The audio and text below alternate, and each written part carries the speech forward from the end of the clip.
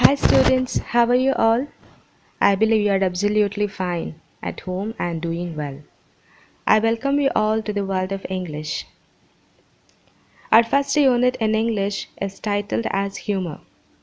Do you understand the word humor? Yes, humor is a quality of being amazing, comical, and funny. In today's session, we are going to deal with such a story. Before we get into the lesson, let's know about the author. Vaikam Muhammad Bashir was a Malayalam fiction writer from the state of Kerala in India. He was a humanist, freedom fighter, novelist, and a short story writer. He is noted for his down to earth style of writing that made him equally popular among literary critics as well as a common man. He is regarded as one of the most successful and outstanding writers from India. Translations of his works into other languages have won him worldwide acclaim. The story, The Snake and the Mirror, was translated into English. His notable works include Balya Kalasaki, Shabnangal, Mathlukal, and Anarganimsham. He was awarded the Padma Shri in 1982. He is fondly remembered as a Boypur Sultan. Our lesson reading A is titled as The Snake and the Mirror. In the lesson, we have a homeopath doctor narrating or describing his experience of encountering cobra. Has a snake ever coiled itself round any part of your body? A full-blooded cobra. All of us fell silent. The question came from the homeopath. The topic came up when we were discussing snakes. We listened attentively as the doctor continued with the tale. The homeopath doctor asks his fellow friends if a snake has coiled itself round any part of their body. The meaning of coiled is encircle or hold. Okay, so when the doctor asked his friends if a snake has coiled itself round any part of their body, and that too a full blooded cobra, a strong cobra, everyone kept quiet. Everyone were completely in silence. Okay, so the topic came when they were discussing snakes. So the homeopath doctor started to narrate and they listened very attentively to the doctor. It was a hot summer night about 10 o'clock. I had my meal at the restaurant and returned to my room. I heard a noise from above as I opened the door. The sound was a familiar one. I believe it's clear, right? It was hot summer night. At about 10 o'clock, the doctor had his meal at the restaurant and he returned to his room. As he opened the door, he heard a noise. Okay, and the sound or the noise was very familiar. One could say that rats and I shared the room. I took out my box of matches and lighted the kerosene lamp on the table. The house was not electrified. It was a small rented room. I had just set up medical practice and my earnings were meager.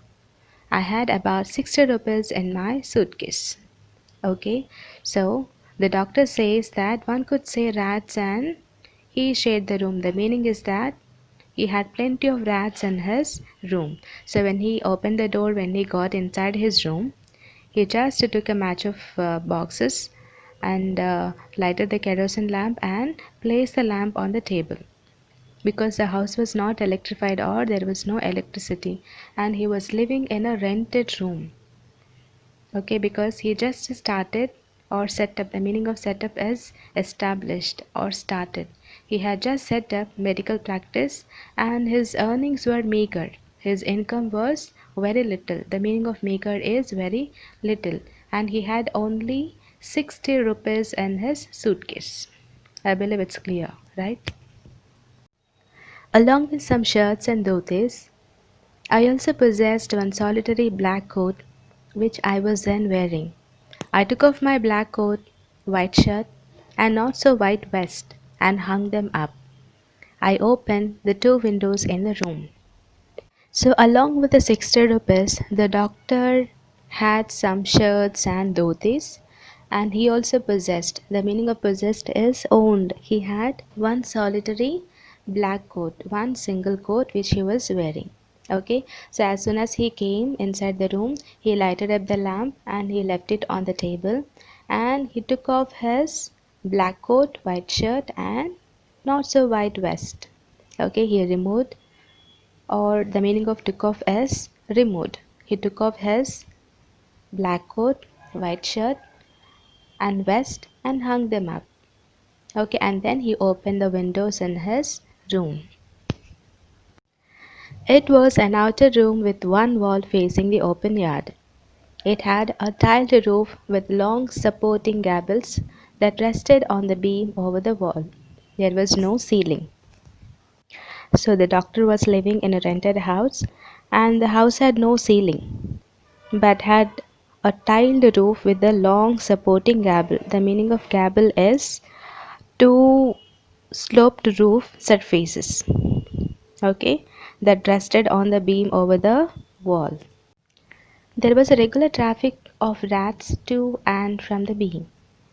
I made my bed and pulled it close to the wall. I lay down, but I could not sleep. I got up and went out to the veranda for a little air, but the wind god seemed to have taken time off. So, students, the meaning of regular traffic of rats meant, you know, the movement of the rats from to and fro. Okay, the movement of the rats in the room was very constant and very continuous. Okay, so the narrator made his bed and pulled it close to the wall, and he was just lying on his bed, but he could not sleep. So what he did, he just got up and went out to the veranda for a little air, but even he went out, he could not feel that fresh air. I went back into the room and sat down on the chair. I opened the box beneath the table and took out a book, the Materia Medica. I opened it at the table on which stood the lamp, and a large mirror, a small comb lay beside the mirror. So, students, the narrator or the doctor, he could not sleep, so he goes out for a fresh air, but he couldn't feel that freshness of the air, and there was no air like. So, the doctor comes back into his room and he sits on the chair. He takes a book which was beneath the table. The book is named as the Materia Medica. So he opened the book, and on the table there was a mirror and a comb. Okay? One feels tempted to look into a mirror when it is near. I took a look. In those days I was a great admirer of beauty, and I believed in making myself look more handsome. It's very true, if the mirror is found near, we feel tempted to look, right? Yes. The same thing happened for the narrator. He took a look in the mirror. The narrator was a great admirer of beauty, and he believed in making himself look more handsome. I was unmarried and was a doctor. I felt I had to make my presence felt. I picked up the comb and ran it through my hair and adjusted the parting so that it looked straight and neat. So, where is the doctor sitting? He's sitting on the chair. Okay, he thought of reading the book Materia Medica. But suddenly his eyes fell on the mirror and the comb. Okay, he just takes the mirror and he starts to admire himself. Okay, he starts to admire himself. Since he is unmarried and moreover he is a doctor, he says he has to make his presence felt. He should look still more smart and handsome. So, what he does, he just takes the comb which is placed on the table and he just brushes his hair with the comb so that it will look still more neat, straight. Okay. Again I heard that sound from above. I took a close look at my face in the mirror. I made an important decision. I would shave daily and grow a thin mustache to look more handsome. I was, after all, a bachelor and a doctor.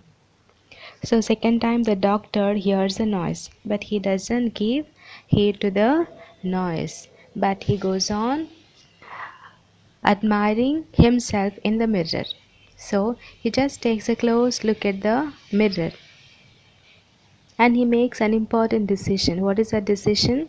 That he would shave daily and grow a thin mustache to look more handsome. I looked into the mirror and smiled. It was an attractive smile. I made another earth shaking decision. I would always keep that attractive smile on my face to look more handsome. I was, after all, a bachelor and a doctor too, on top of it. Again came that noise from above. So, students, what was the first decision made by the doctor? He decided to shave daily and grow a thin mustache to look more handsome. Now, what is the other decision that he is making? He says he would always keep an attractive smile. Okay? He would always keep an attractive smile to look more handsome. After all, he is a doctor and moreover, he is a bachelor too. Okay? And third time he hears the noise again. I got up, lit a beady, and paced up and down the room. Then another lovely thought struck me. I would get married to a woman doctor who had plenty of money and a good medical practice. She had to be fact for a valid reason. Okay, students, this time when the doctor heard the noise, he decided to just go around and see what was that. So he just lights a beady and he moves up and down. And suddenly a lovely thought comes to his mind. What was that thought? He wanted to marry or he would marry. He says he would get married to a woman who is also a doctor and who has plenty of money. Okay, and another funny thing is that he says, okay, he wants to marry a fat woman for a valid reason. Any guess why he says? Let's see it. If I made some silly mistakes and needed to run away, she should not be able to run after me and catch me. With such thoughts in my mind, I resumed my seat in the chair in front of the table.